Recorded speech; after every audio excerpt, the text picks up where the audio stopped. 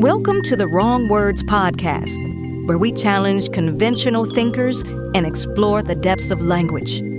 Hosted by Oliver and Luvon, this podcast is more than a conversation. It's a community, a space for like-minded, contemporary, and unconventional thinkers to gather, question, and grow together.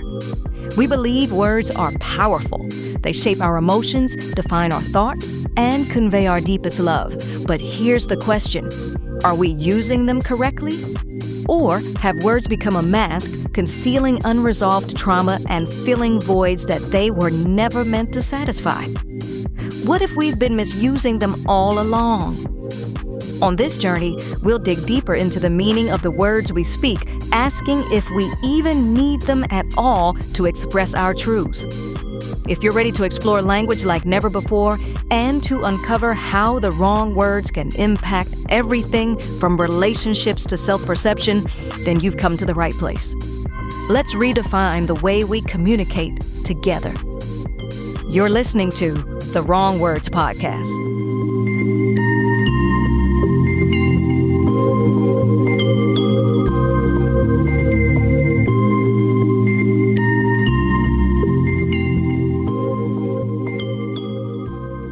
What's up, everybody? What's happening? We are back. We are back for another episode of the Wrong Words Podcast. We appreciate those of you who have been listening up until this point. For those of you, if this is your first time being introduced to the Wrong Words Podcast, make sure you go back and start from the beginning. The conversations have been rich. The conversations have been enlightening. The conversations are intended to make you think. Not to tell you what to think. Yeah, that's important. But we want you to think. And so there have been some great words that have been, we've chopped it up around. I'm Oliver. I got my guy Luvon with me. So for those of you, this is your first time being introduced to us. Listen, man, we're just some guys trying to live right. That's it. That's it. Yeah, that's it. That's it. Trying to have some conversations that grow us as people, but also that allow us to build some community with you, the listener, because we need your input. Speaking of input, for those of you who are, let me get this housekeeping out of the way. For those of you who listen to this on Spotify, you have the opportunity to actually leave comments right on Spotify. Matter of fact, we just got a comment about an episode, and I don't have it in front of me, but I'll be sure to shout out this person in our next episode. We want to hear from you. We will share your comments as we get them. So those of you who are listening on Spotify, go ahead and give some comments out there. Those of you who are watching on YouTube, you can also, obviously, you leave comments there on YouTube as well for what your thoughts are around the words that we come up with. So there you have it. This airs, the audio version of this airs every Friday. So make sure that you are primed and ready for every Friday's episode. Make sure you download it, you share it, you rate the podcast, because rating the podcast will help other people see it. Because as the ratings grow, then the podcast platforms start to push that podcast out in front of more people. And we need more people in this community. All right? So there. I think I sent you something that we already received some sort of ranking. We did. Like number 11. Yeah, we have been, thankfully we have been seen in some other places. I put the podcast on Facebook. I went to some podcast groups on Facebook and posted it in there. And shout out to, man, I cannot remember her name. I'll make sure I shout her out in the next one. Shout out to one of the individuals in one of the groups, actually turned us on to a whole nother platform I had never heard of called Podcast Addict. Okay. So now for all you Podcast Addict fans, and if that's where you go to listen to it, you can find Wrong Words on Podcast Addict. And we want to celebrate you. We want to celebrate you. Indeed. So thank you for that. And welcome to the Podcast Addict family. And if you know of any other platforms that you think we may not have heard of, or a platform that you listen to podcasts on and you don't see it there, make sure you shout that out to us so that we can add it. All right? Okay. Good stuff, man. Excuse me. Listen. Today's word is going to be a doozy. Yeah. At least for me. Yeah. It's a word that's thrown around quite often. Now, I have a church background. So, just for context, this is a word you hear quite often in the faith-based community. It's a word that, and this is the Wrong Words podcast, and so obviously we're putting words out there that we feel like have been used incorrectly for one reason or another. This word is no different. The word is truth.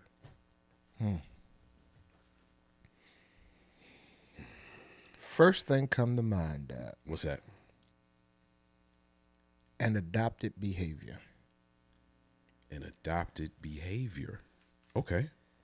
Say I mean- more about that for a I mean, second. you started it off with religious background, Mm-hmm. so became a truth. I ain't did no research, but because I heard it so many times, it became a truth. That's interesting you would say that, because the one thing that for those of you who are listening, sometimes, depending on the word, I may look at the definitions. There are some words where we don't look at anything. So if you listen to the episode, I think it's hope. That was one word that we didn't. We had all the information ready for the show, but did not look at it. I mean, we didn't look at this. You just popped this darn thing on the screen on me, man. Right. Now, this is one of those words we didn't look at. However, let me say this. There is one piece that I did look at. And it's Okay. interesting that you would say what first came to mind, because when we get down to close to the end and we look at the different types of truths, which I didn't even realize there were different types of Yeah, truths. isn't that special? I thought truth was just truth. Yeah, well, But there are different types of truths, and they fall under 4 categories. so, I mean, even because, or even though, let me say it that way, you found out that there were 4 different types of truth, that also validates this podcast. Exactly. I mean, Exactly. yeah. Exactly. So I'm going to start off with a quote. A friend of mine said this a long time ago, and it kind of stuck with me. And she said that even though something can be true, that does not make it the truth. Okay. And as we kind of dig into this, I'll kind of allude back to that to some degree. So for those of you, That's a polarity statement. it is. So, yeah, my story is true. It ain't had nothing to do with the world's story. Exactly. Right. So like a quick and dirty example of that Right. would be everybody hates me. Correct. That's true to you. Correct. That ain't the truth though. Everybody don't hate you. And You know what I mean? Like- and that's I mean, again, validation for the podcast, Yeah. because our stories become our truth, Right. not the world story, just our story. I'm too slow. I'm too uneducated. I'm too fast. I want this. Don't have enough of that. Right. Yep. So those become our truths. So I read something very interesting this weekend, and it leans into this thing, truth. The way we think is how we're physically built. Okay. I can see that. Which is amazing thought. And I had to dig deeper into that. Like, okay. And like you said, this Quitter's Day, the truth is I'm going to the gym. Right. Made this a declaration for January 1st. Then some other truths show up around February or March. I've gained weight. That's a truth. Right. But that doesn't negate my January truth. Right. So then I create a story. Which is interesting that you would say that, right? So if I go back to and this, I'm sure this will come up. If you go back to the religious context. Oh. And I'm going to say something that's going to be very controversial. And I'm not saying it's true. Uh-oh. I'm just saying this is based on what we've been talking about so far. It could be true. Okay. That the truth that you once had, I'm talking about faith-based context now, Okay. could evolve. Okay. So here's the term for church folk. You'll understand. You'll know this term right away. New light. But You hear people say, man, we've run across new light, or that's new light. And that is people often buck against that, because truth, if God is never changing, then truth around God is never changing. That's the argument. yeah, but I think you used a key word inside of that. Evolve. Right. I think that in humanity's sort of perception of God, we look at him from an imperfect place. And the closer we try to get to perfection in our higher thought self, there is more light. Okay. My truths don't shift, they're just added to. So God is God. God is perfect. I worship God this way. Oh, I suppose to worship that way. Worship don't change. Now, interesting. We're not gonna get ahead of ourselves, but I did look at the scriptural reference just now, Oh, you cheating. and that is going to create a definition that is probably gonna be hard to live up to. Yeah.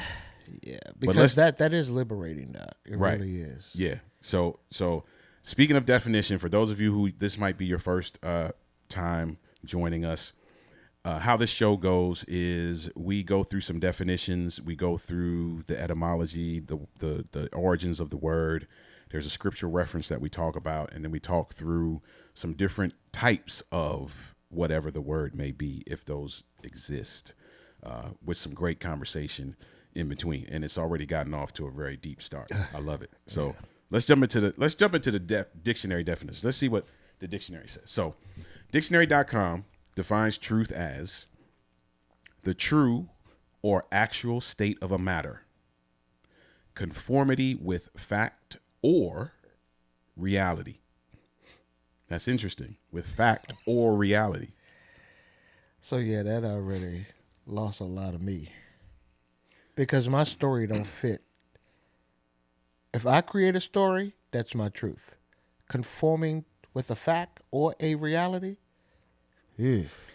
Interesting, though, for me, that kind of implies that fact and reality are two different things.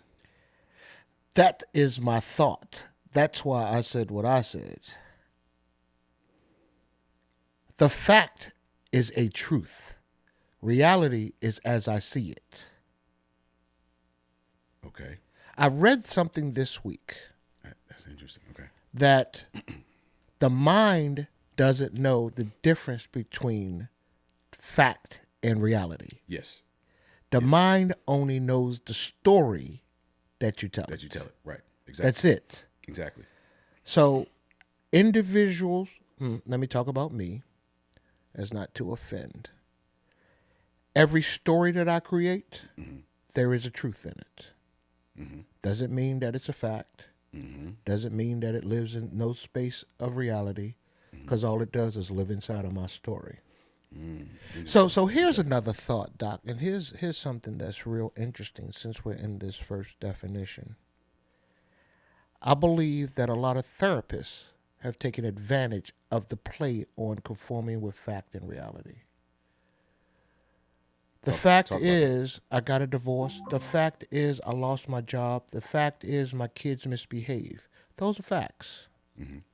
They have nothing to do with how I perceive it or what that reality says. The reality says the marriage is over. The kids act a certain way. The only truth inside of that inside of any of those thoughts is what's next. How do I perform as a result of these facts?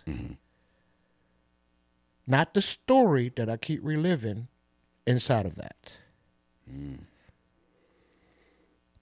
Let me chew on that. I think I'm with you on that. The word says conforming. It says, conformity. Yes. Yeah, that's interesting. All right, let's keep going. Because I'm sure that's going to come up again. Merriam-Webster's definition is the body of real things, events, and facts. The property of being in accord with fact or reality. That tells me, and we're talking about wrong words, right? That tells me that I can choose what side of this I want to be on.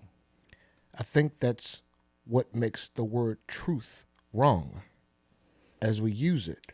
Right. So if I can choose what side of this I'm on, whether it's fact or reality, I could be dead wrong. And what I've decided, where the side I've decided to land on, could be the complete opposite of truth. Now, you've heard people say this. Well, this is just my truth. Yes. And that these definitions support that. Yeah, so it's just my truth. So it's what's real crazy about even Merriam-Webster's definition, the body of real things, events, and facts, as I create them. The property of being in accord with fact or reality, as I create that as well. Not necessarily as they are. Correct. Jeez. So it's almost like, and listen, no shade to the dictionary folk. It's almost like these definitions actually set us up to create our own truths. Correct. Now, here is what they which is dangerous. But here is what they could have said to change all of that. The body of real things, events, and facts, to include my ego, the property of being in accord with facts or reality and my story. Now people would look at truth wrong. I mean, differently. They would look at it differently. Because truth includes the ego, the very thing that wants to survive. That's dangerous. It's dangerous because, and we already see this in the world, right? We see people operating off of their own truth. Now, let me take it into the context of, so for those of you who are new to us, what I do for a living is I coach couples. So I do relationship building, both personally and professionally, but work with couples primarily. Something that we see often when working with couples is there is an expectation, there is a requirement, there is a need, there is a request, there is a want, a desire that is not articulated.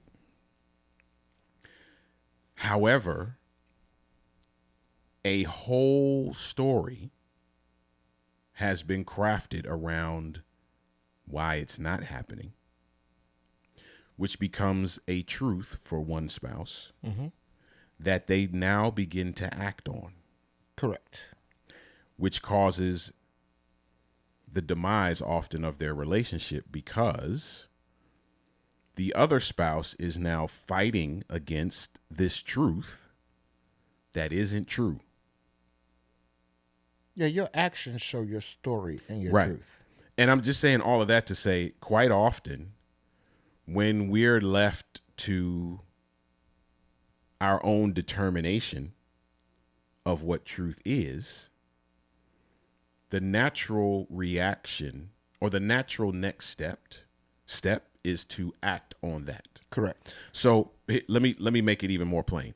If I don't know you, and this happens quite often, if I don't know you and I've seen you in church or in the club, wherever, I've seen you somewhere for all this time, and based off of your facial expressions and your nonverbal body language, I'm like, oh, this dude, he mean. He don't like people. He don't like me. That's your truth.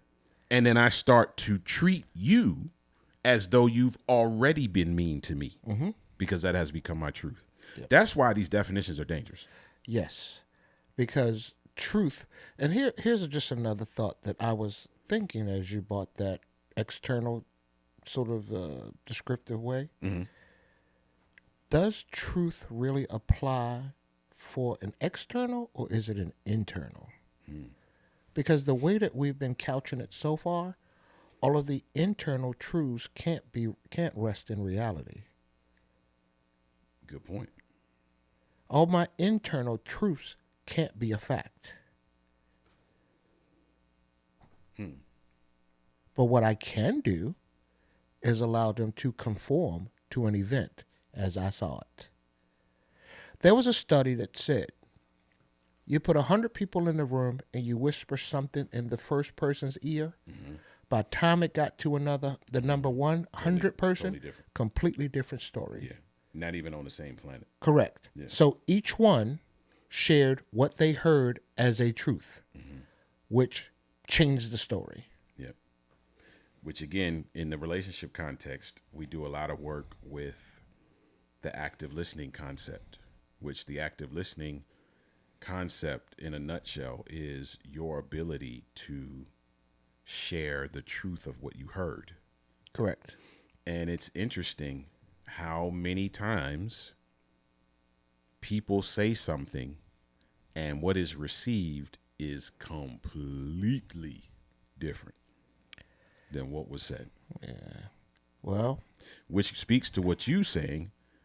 There's maybe all truth is internal, and what we see externally is just a manifestation of what you have stamped as truth in your heart. okay. Maybe. So, spiritually, since we talk about religion, the only thing that I believe is true is love. Okay. That's it. I've heard somebody else say that as well.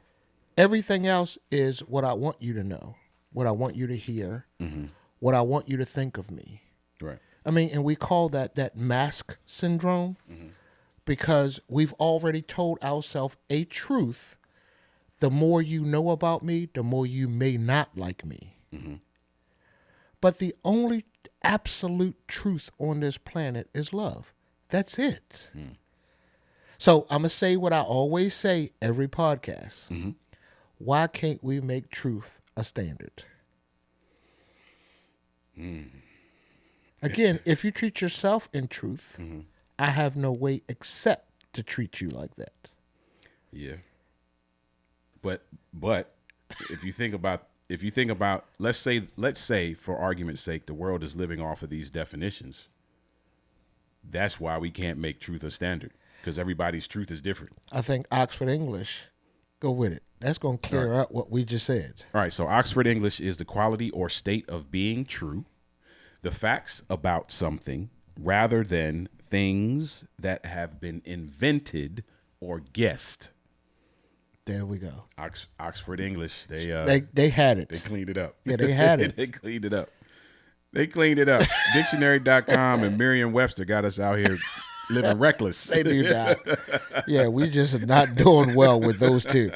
And crazy enough, dictionary.com is probably the most used. It's probably the most used. With the advent of technology. Yep. Merriam is our age. We had to go to the dictionary. But this Old English. Yeah, the Oxford. Yeah. I mean, we invented or guessed. Yep. The quality or state of being true. The facts about something rather than things that have been invented or guessed. Yeah, that's solid. That is the court system. That is the law. Oxford English. Yeah. That's how they live in that world. It is what it is. Yes. Yeah. Not what you think it is. Yeah. Well, you didn't see me with that blue hat on. Oh, I'm sorry, the hat was black. Now what you gonna say? Yeah. Or I meant to call you at this, but I did. Oh, but you didn't. You know what I mean? Let's live in a world where everything is true. This is a whole nother conversation, but just a thought for those of you who are listening, for our community. How do you even get to that? truth don't feel good. It don't. Especially if you're talking about an external thing. You sharing your truth has nothing to do with what we're talking about. That's your memory. That's a past experience. That's something somebody told you. Until you have an experience, which is in the future or a possibility, it can't be a truth. Interesting. Yeah. You know how relationships go. Yeah. I mean, you in the space. I was agitated because he or she did this, just like. You know what I mean? Instead of, I really don't care when you act or do that. Not as compared to, because I only want to talk to you. Right. And judge you on your merits. Yeah. We are using this word incorrectly. Yes. Or we are inventing or guessing. Or we are inventing and guessing. Quite often, we are inventing and guessing. Yes, sir. Or we choose fact or reality based on what suits us. Yeah, truth is a protective measure for a lot of us too. Right. I can't say too much. I gotta protect. Yeah. And then again, I hate to throw therapists or counselors out there, and it's not my intent. Truth, if you put this other word next to it, you'll understand what I mean. Truth helps me not to heal because now I have to change my story. Wow. Especially if your truth, so going back to the statement my friend made, it might be true, but it's not truth. Especially if your truth is, and you said this, you talked about something being your truth. Yes. I think that we have created an environment where we are validating your truth. Correct. Which is dangerous. And that's the world in which we live, Doug. Yeah.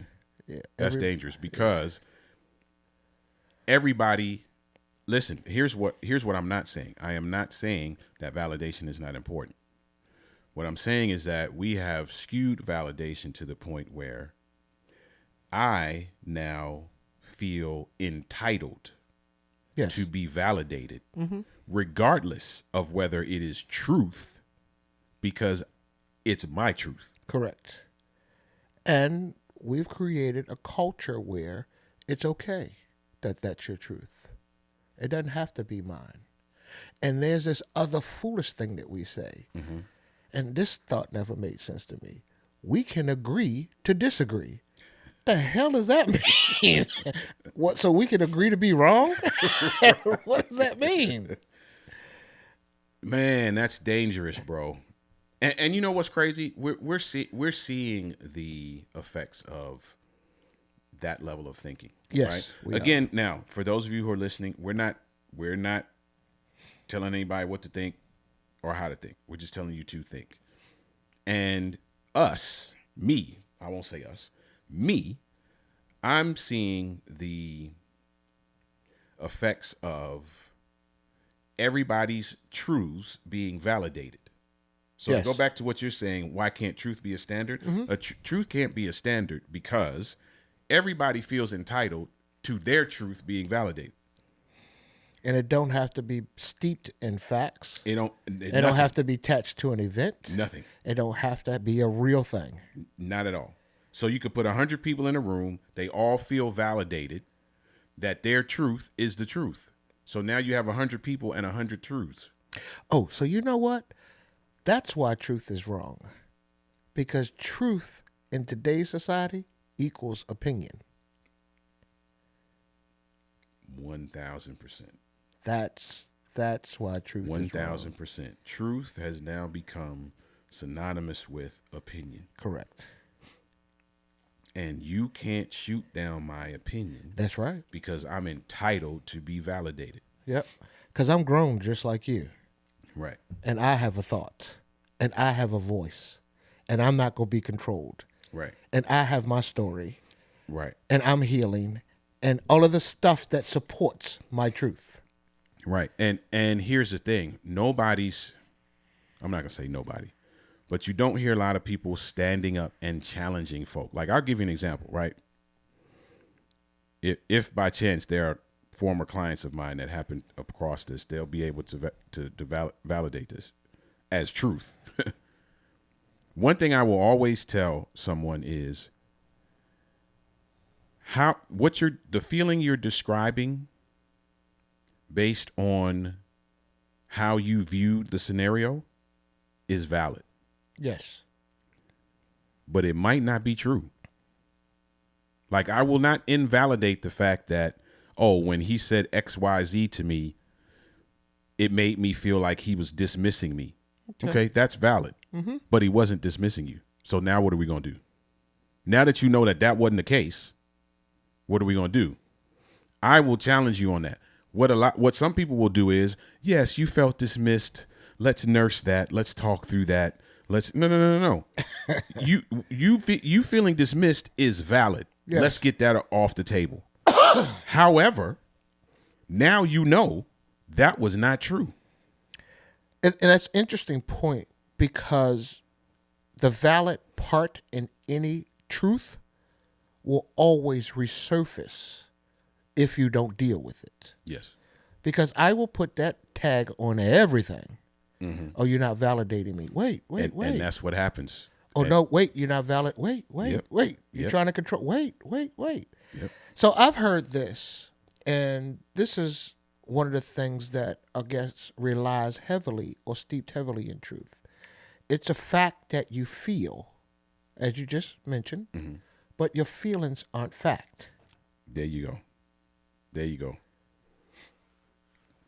Now, we understand you're angry, you're happy, you're sad, you're disappointed. All of those things are real things. Mm-hmm. The fact is you can't attach it to this thing. Right. Let's just figure out first why you're happy, you're mm-hmm. sad, you're disappointed. Let's do that first. Right. Because we can't keep going into that quiver and use that mm-hmm. to create whatever your story is in real time.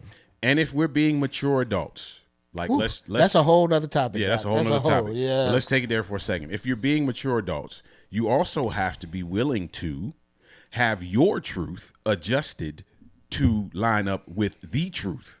Yes. And we don't want to do that. Yeah, you can't bring your mama's truth to the table. Right. We don't want to do that.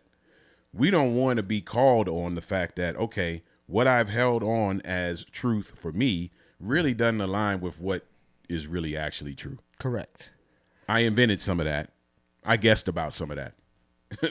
But you can't call me on it. Right. Because it's my truth. So I think God is such a wonderful origin or originator of life that there is this soul tie that we have with truth. Talk about that. We know mm-hmm. truth because we feel it. It's that feeling that we have to run through a filter. So by the time it gets from my solar plex filter, heart filter, throat filter, mind filter, back down to mouth, that feeling that I had has changed. Or, for the sake of argument, maybe it hasn't, but we are not willing to admit that. Hence, why someone can say deep down, yes, you know. Yes, that's what they're talking about. ... Yes, because and this is an absolute thing. I mean, God in his infinite wisdom, we feel truth, Doc. Mm-hmm. A lot of times we don't have to talk about truth.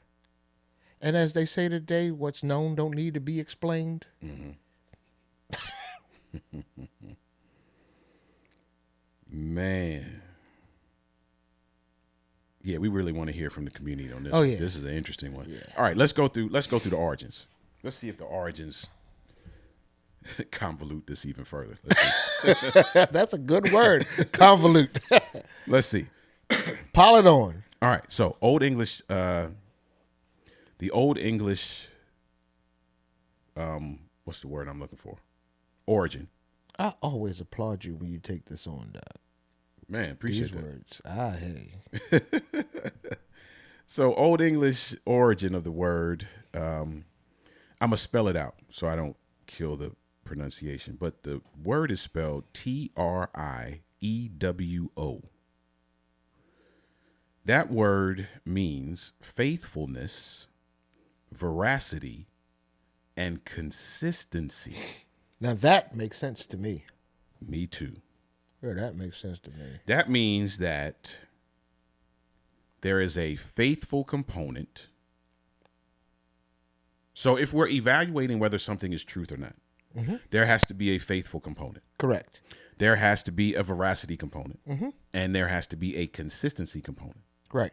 Which means if I say something is true, if I say blue is true and you say black is true, there's no consistency component is not there. Yeah, no. So there's a great chance one of us ain't Right. one of our truths ain't true. Correct. Okay. The Proto-Germanic. But wait, okay. if we go back to that again, Old English. yes, faithfulness. Faithfulness. We just talked about that. That's a God-centered space. It is. Yep. So truth resides in the God-centered space. Veracity is a filter. It has to be shaken up. It has to have some movement now as it gets from our solar plex up to wherever it goes to our brain. Consistency is how we act inside of our faithfulness. Okay. So we've said this before. Don't fool with him because he's going to act like he's living his truth. Right. Or don't bother mama today because you know how she is if you bother her when she's talking to her friends. Because mama will act in her truth. Right. It's almost as if it's counterintuitive, the behavior that we have. We teach people how to treat us, but we really don't want to be treated like that. Yeah, that's a whole nother conversation. Yeah, because if we reside in our truth, our loving space, we would receive that. Not in our scarred space, outside of alignment of faithfulness, living with the experiences of life. Because God said truth, again, is faithful. Faith is consistent. Yeah. And I'm only using these words that are here. Yeah. Yeah, this is not my opinion. These are just these words that are right here. Yep, we're going off the Old English origin of that, that's serious, bro. All right, well, let's keep going then. The Proto-Germanic origin of the word, that word is spelled Trewaz. That word means having integrity, being trustworthy. That's a whole nother thing, God. Yeah, that takes it down a whole different road. That's not even a human thing right there. Yeah. Because having integrity to my truth, I mean, that's a disadvantage. I'm setting you up to fail. Yeah. Being trustworthy, setting you up to fail. It also adds a very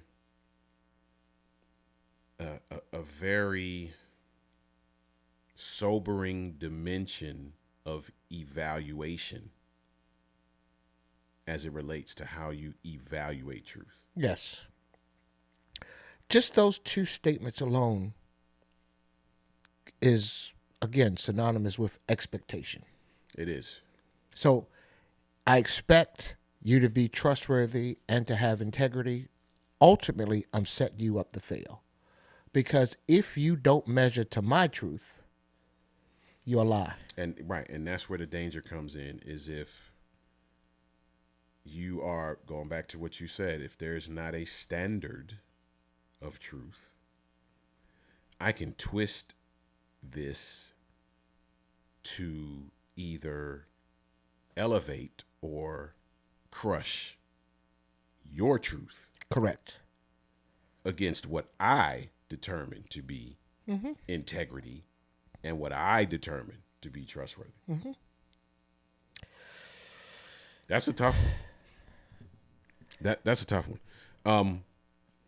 So if we do Hebrew, Greek, and Aramaic, the Greek origin word is emet, E-M-E-T. I think that's how you say it. That word means truth, faithfulness, and certainty. Yeah, they ain't play around. They just got right to it. Yeah. So certainty. That's a big one. The Greek word is spelled A-L-E-T-H-E-I-A, and that word means truth, interestingly enough, reality, and sincerity. Again, right to it. Okay. Aramaic word is spelled S-H-A-R-I-R-A, and that word means that which is firm, true, and real. I like that one. Yeah, you committed. You're committed. I mean, it could be wrong as hell, but you still committed. You committed. You're committed. You done stole something, but you asking somebody to look for it. Yeah, helping somebody to look for You it. locked in. You like it. Wasn't me. I didn't steal it. You're locked. And here's the thing, right? And these are great. I love these words that are the origin words of the word truth. Again, going back to this being Wrong Words podcast, the danger in this is I can apply all of this to something that is not true. Correct. So it's almost as if, how do you measure how fast the wind is blowing in a car and in an airplane? Is it the wind, or is it the velocity or the movement of the object? So based on this, it seems as if truth has the ability to move. And that's what I was saying earlier as it relates to the argument in the faith-based space. Yes.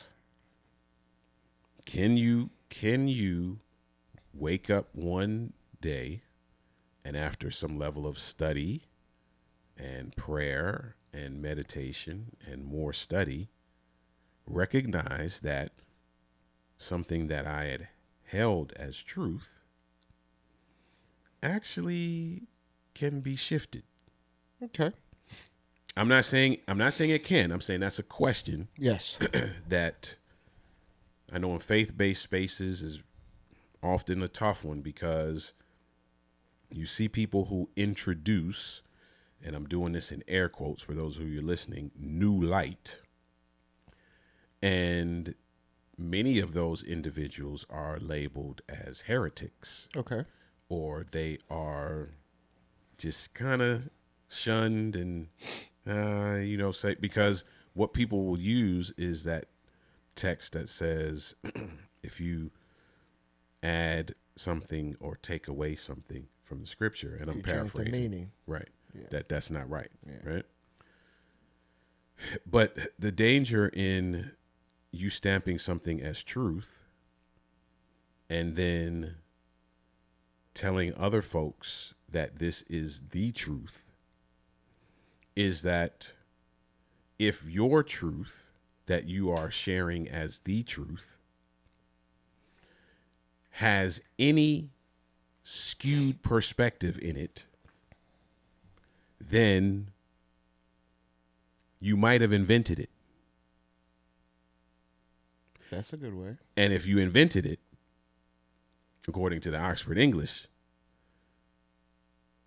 it ain't true. Or it ain't truth. It might be true to you, but it's not truth. So it's interesting, Doc. It's almost as if when you have dialogue with folk, and I know this is something that I've never done, but because of this word, I probably should. Statements, thoughts, opinions, conversations.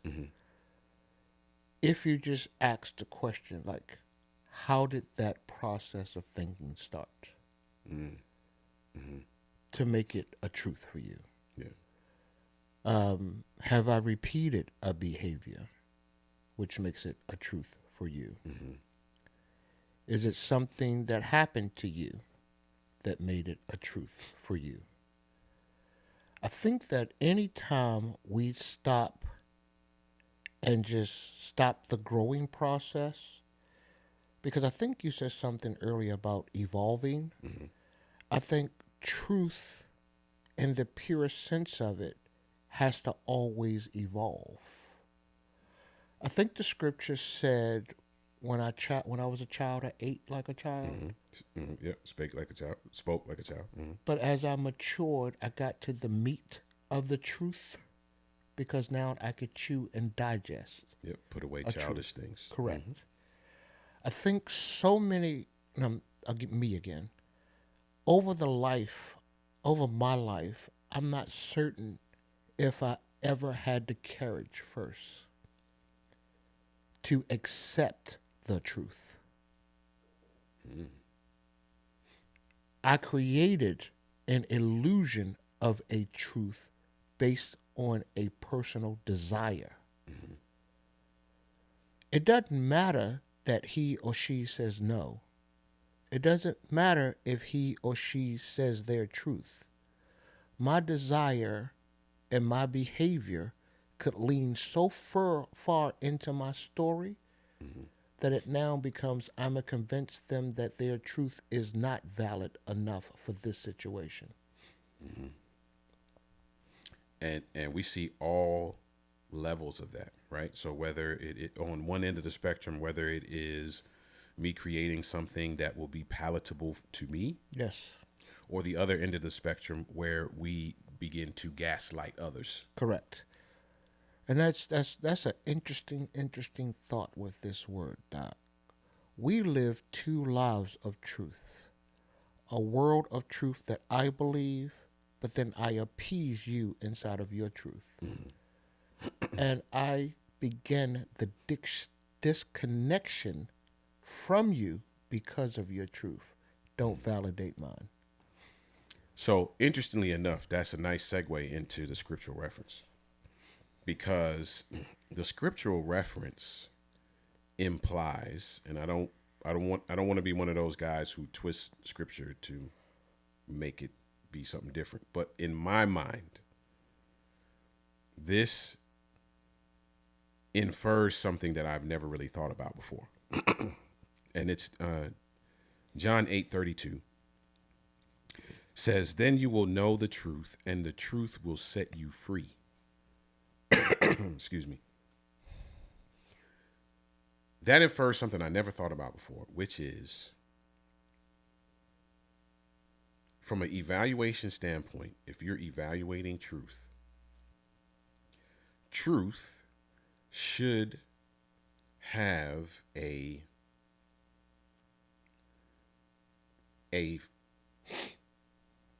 freedom result.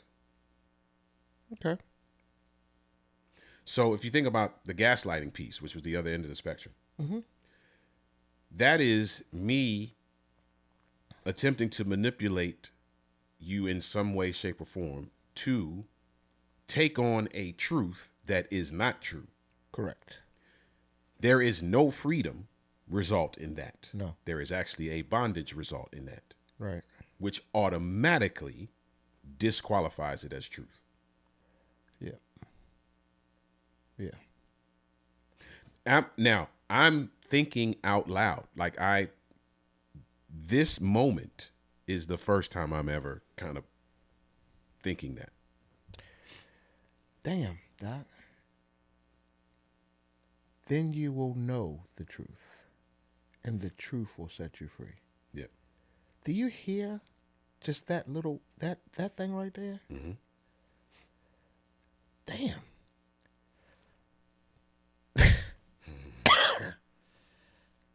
Damn. Yeah. Like set you free. Free, bro. Free from a bondage that you set up for yourself. So if That's crazy. I'm not dismissing any of the other definitions and anything we've talked about up until this point, but if you look at it just from that standpoint, That's crazy. if there is not a freedom result, you should probably reevaluate. I mean, and freedom in your space and relationships, we should be able to talk about anything. Right. That's free. Yep. In friendships, we should be able to talk about anything. Yep. If that's how you feel, I should still be your friend to accept how you feel. That's free. And that means not just the positive stuff. That means being able to get checked on, hey, listen, man, that ain't probably the right thing. But then there is this ultimate freedom of being able to remove yourself. There's a freedom inside of that. Because now I don't have to be hostage to your truth. Right. So let's take it all the way there, right? So my ability let's do it from the relationship perspective. My ability to come to my mate and say, hey, listen,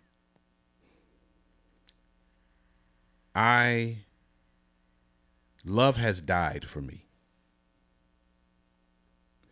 And because love has died for me, it is not fair of me to hold you to a relationship that will not be as fulfilling to you as you desire. That's truth. That's a truth. And there is a freedom result to that, which is, oh, thank you. I'm going to go do something different. Or the person that's sharing that truth gets all of that inconsistency out of her solar plex or his solar plex so that they can revisit the heart. Or that. Because the heart is always going to stay blocked when it ain't free inside the truth. So again, ladies and gentlemen, those of you who are listening, we're not telling you what to think. But this is a conversation starter. So I would dare say, just for the sake of debate, does truth have a freedom result? And if not, maybe there's an opportunity to reevaluate. I mean, even in a relationship space, it's a truth that I saw you with. I heard that you were with. So I'm going to let you be free inside of your truth, and I'm going to go over here and be free. Right. Because of a truth. Yep. Yep. Or I got fired from a job because I was 20 minutes late during my probationary period. Truth. That's because the truth. It's documented.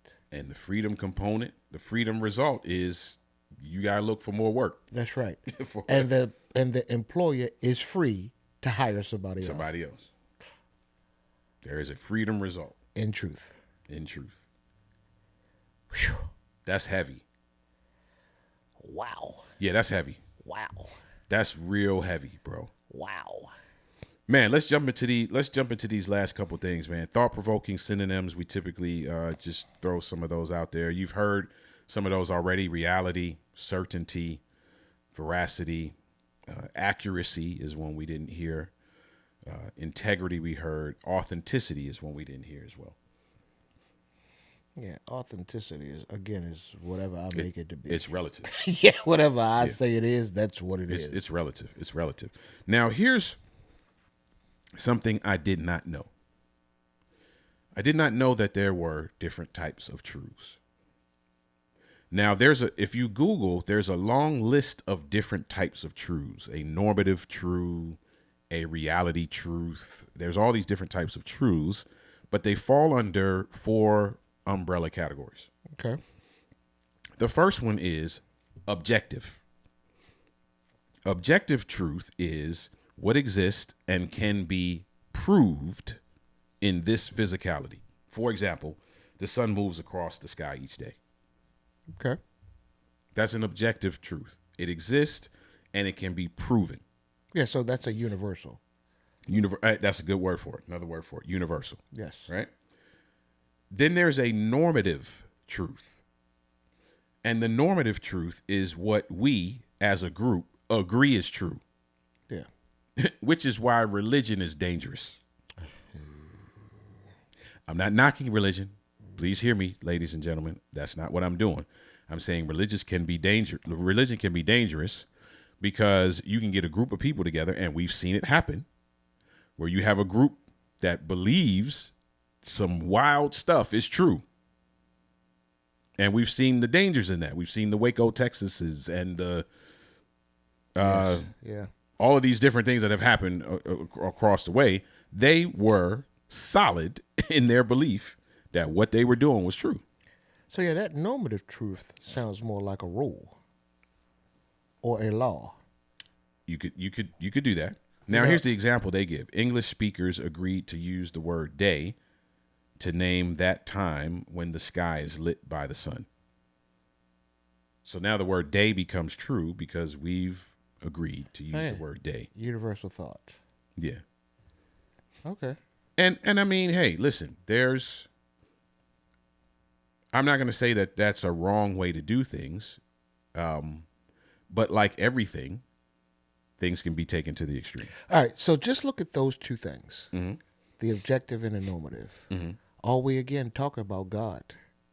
Mm. That's it. Mm-hmm. And if you keep it in this context from the sun moves across the sky, God did that. So that's the truth. Mm-hmm. That's a perfect thing. Mm-hmm. The sun lit up the sky during the day, so we call it day. Mm-hmm. God did that. Mm-hmm. So anything that kind of sort of God does, Right. you ain't really got no room to debate. It's that. Yeah. That's just kind of sort of it. Anything that God does, it's snap. Yeah, You can snap it. you can forget that. You can stab it. So the third umbrella is subjective. So we had objective. Now we have subjective truth, is how the individual sees or experiences the world. Yes. Their example is today is a good day for me. That's their truth. Today is a good day. That's kind of sort of self-explanatory. And then complex truth. Complex truth recognizes the validity of all those truths and allows you to focus on the one that is most useful at any given time. That's dangerous. Because now, if we're talking about truth having a consistency component, this allows you to be inconsistent. Yeah, it allows you to create a story. Right. That works for you in that moment. Correct. Yeah, I don't know about that. Yeah. I don't know about that. And I think the thing you have down here in parentheses, the sun is up. Yeah, that's the what they gave, the example. The day is bright. Today is a good day for mom. So let's take advantage of that and ask her for some ice cream. Right. Now, that's not terrible. But if we look at the other extreme of that, that could open the door for a level of manipulative behavior that is dangerous. Yeah, because the first part, you brought God to the table. Mm-hmm. Now, I'm going to use God's truth to manipulate. To slide in. Yeah. Wow. Yeah.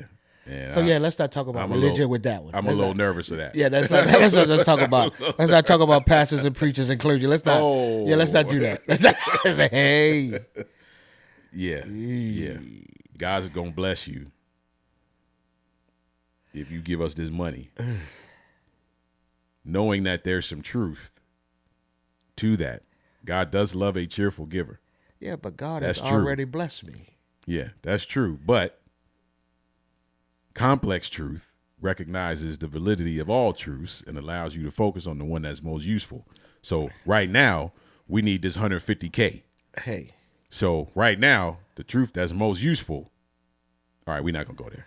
Yeah, because that's a big one. We're not gonna go there. I mean, they might take us. Shout out to all the preachers in the house. Amen. We're not gonna go there. Amen. They ain't listening to us yet, but as they go through the archive, they go see the truth, and that's gonna be a problem.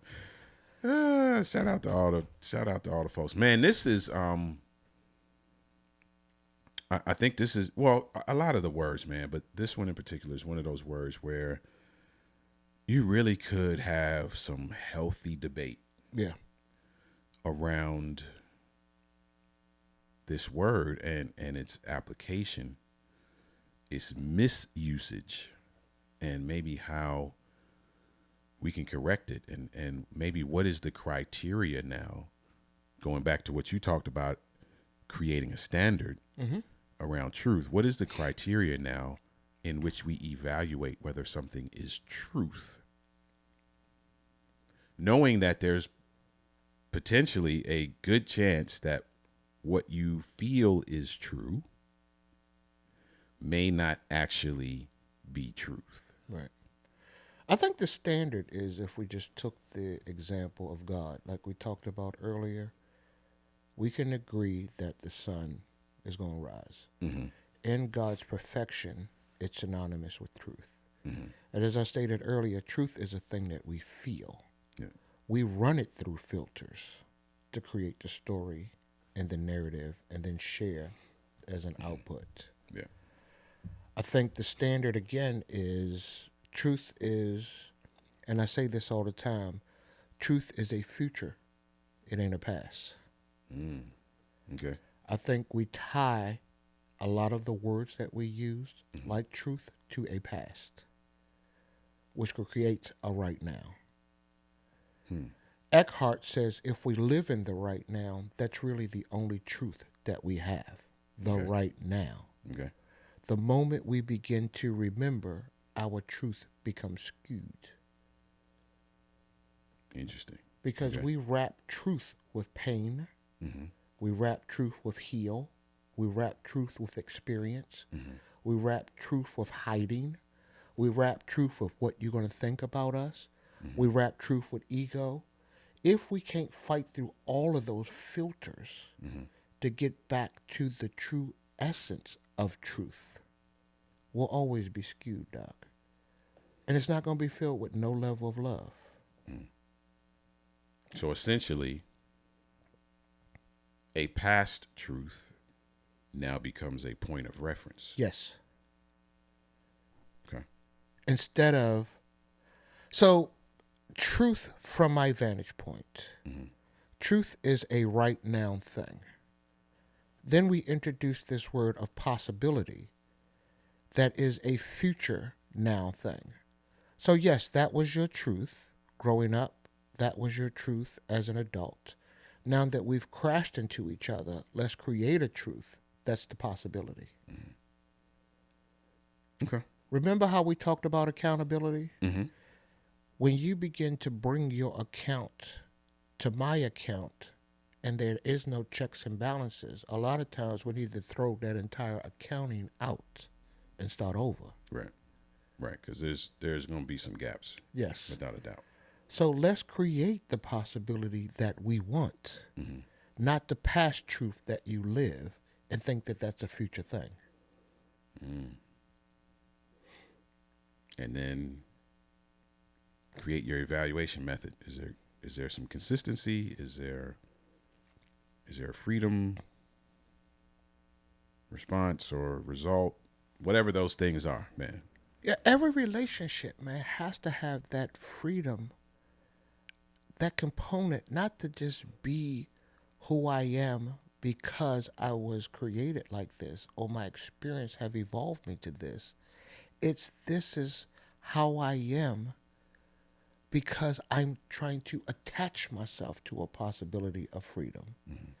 It's bigger, better, faster, not slow, tired, complain. It can't be that. Yeah. I mean, we talked about friendship. A lot of times we judge a friend without even, knowing if he could be a friend. Yeah. We create a truth around that. Yes. We do that with a lot of stuff. We create truths around all of that. We do a lot of complex truth building. And we only remember the euphoria until the euphoria don't apply to right now because it sounds like something that damaged me in the past. Right. So I have to fast forward that same pain, that same inflection of voice, that same facial expression, that same behavior, that same slamming the door as I did back then. Yeah. So truth requires a day one component. All the time, Doc. That's something that I often share with my couples, that if you are going to continue to use last year, 5 years ago, 3 months ago as a point of reference, you never have a day one. And it's interesting. I shared with a friend of mine that it's very, very hard to pick out one negative color in the entirety of a painting. You have to see the entire painting. It's not that yellow don't fit. It's how does yellow fit with the blue and with the red and with the green to make the picture. An instrument sounds good on its own, but it sounds better in an orchestra. Yeah. Doesn't change the instrument. Nope. It just adds to it. Going back to what you said, more light. Yeah. Because I'm adding something to the drum. Or God, again, in his wisdom, if you look at every instrument, there are multiple strings. There are multiple buttons you have to press in a clarinet, flute, or whatever. There are multiple pieces to a drum set. Why do we think that there is a one truth for whatever? Wow. That's a very wonderful cliffhanger place to end this episode. I know people don't like cliffhangers, but that's like, chew on that. Yeah, I don't have anything else to say. Okay. Yeah, we chew on that. With all the other things that we've talked about, I love that you said that, because that almost that almost upsets the apple cart, so to speak. You know what I mean? Right at the end of the episode, which I think is phenomenal. People may not agree with me, but why I think it's phenomenal is that hopefully for our community of listeners, it will really cause you to do a deep dive, which is what we want you to do with all these words. We just want you to do a deep dive. Right. Have some introspective thought, have some conversations with some other folks and see what they think, right? Because we're giving you our perspective. Again, we're not telling you what to think. We want you to think. We want you to explore. We want you to evaluate. We want you to engage. We want you to make adjustments if necessary. Right? And hit us on our links. And let us know what you're thinking. So again, before we get out of here, if you listen on Spotify, we're not saying that you have to listen wherever, to whatever platform is your platform of choice. We're just saying that on Spotify, you can leave comments. And so if you want to head over there and shoot us a comment on something that you have. Use Spotify, leave us a comment. Yeah, you've thought. I didn't say that. Something that you've thought, then go ahead and head over there and do that. Listen, this was a good conversation. Yeah, it was a pleasure to have it with you, my friend. Man, as always, man, I love chopping it up with you. Yeah, me too. We always leave with something to think about, something to chew on. Some level of perspective has been expanded throughout this process, and we hope and pray the same for those of you who are listening to this as well. All right? So we're going to get out of here. But until next time, keep thinking.